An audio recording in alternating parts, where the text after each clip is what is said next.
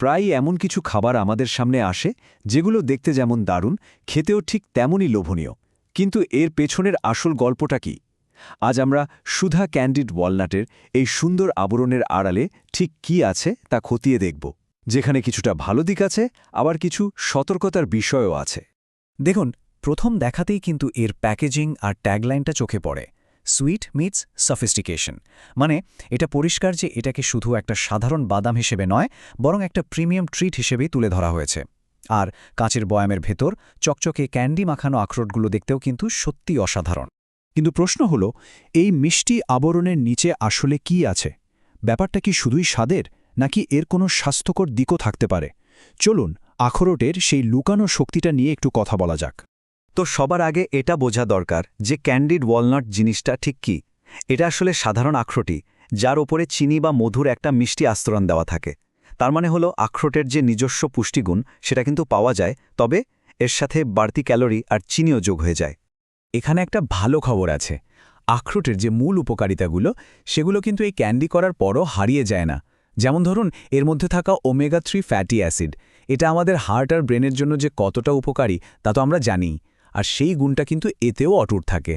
শুধু তাই নয়, আখরোট কিন্তু অ্যান্টিঅক্সিডেন্টেরও একটা দারুণ উৎস।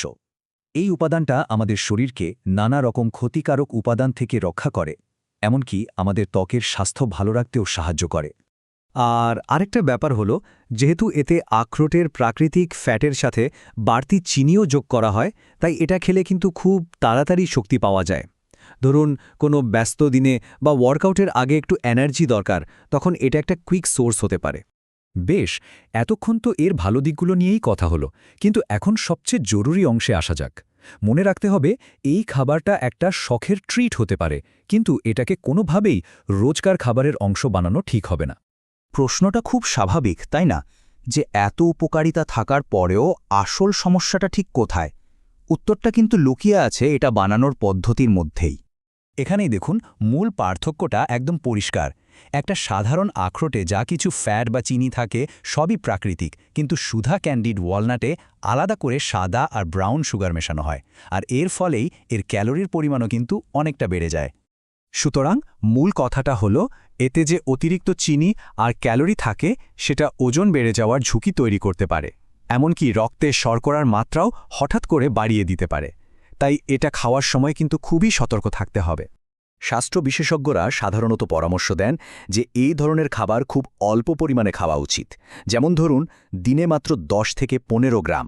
মানে এটা একটা শখের খাবার, পেট ভরানোর জন্য একদমই নয়। আচ্ছা, এবার চলুন একটু অন্যদিকে নজর দিই।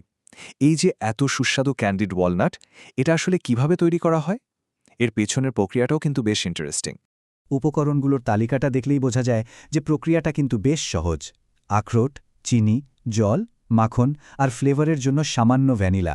তবে হ্যাঁ, এটাকে দীর্ঘদিন ভালো রাখার জন্য সাইট্রিক অ্যাসিড আর পটাশিয়াম সরবেটের মতো কিছু প্রিজারভেটিভও ব্যবহার করা হয়। এখানে পুরো প্রক্রিয়াটা খুব সহজভাবে দেখানো হয়েছে। প্রথমে একটা সিরাপ তৈরি করে তাতে আখরোটগুলো মেশানো হয়, আর নাড়তে নাড়তে একসময় বাদামের গায়ে একটা নিখুঁত চকচকে আস্তরণ তৈরি হয়ে যায়। সবশেষে ফ্লেভারের জন্য ভ্যানিলা দিয়ে ঠান্ডা করতে দিলেই তৈরি। এই সাধারণ ধাপগুলোই কিন্তু এটিকে এত মজাদার করে তোলে। এবার খুব সংক্ষেপে জেনে নেওয়া যাক, এই প্রোডাক্টটির পেছনের প্রতিষ্ঠানটা আসলে কারা। এখানে আমরা দুটো লোগো দেখতে পাচ্ছি। সুধা হলো প্রোডাক্টের ব্র্যান্ড নাম, যেটা আমরা প্যাকেজের গায়ে দেখি, আর সোমবার ফুড লিমিটেড হলো এর মূল কর্পোরেট প্রতিষ্ঠান। মানে সোজা কথায়, সুধা ব্র্যান্ডটি সোমবার ফুড লিমিটেড কোম্পানিরই একটি অংশ। তাহলে পুরো আলোচনা শেষে আমরা কোথায় এসে দাঁড়ালাম? একদিকে আছে এর দারুণ স্বাদ আর আখরোটের কিছু স্বাস্থ্যকর দিক, আর অন্যদিকে আছে অতিরিক্ত চিনি আর ক্যালোরির ঝুঁকি। এটাই হলো সেই মিষ্টি দ্বিধা। শেষ করার আগে একটা প্রশ্ন রেখে যাচ্ছি।